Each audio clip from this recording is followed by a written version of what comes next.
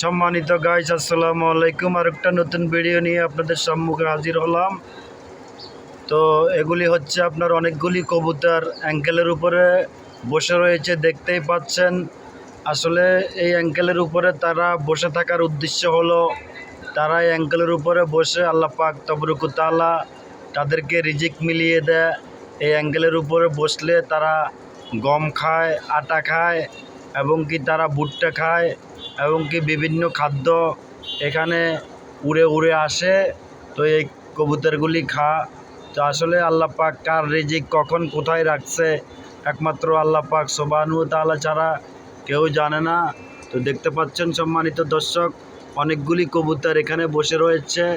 তো বসে বসে তারা তাদের রিজিক আল্লাহ তাআলা তাদেরকে রিজিক মিলিয়ে দিচ্ছে। তো সবাই ভালো থাকবেন, সুস্থ থাকবেন। আল্লাহ হাফেজ। আসসালামু আলাইকুম ওয়া রাহমাতুল্লাহ।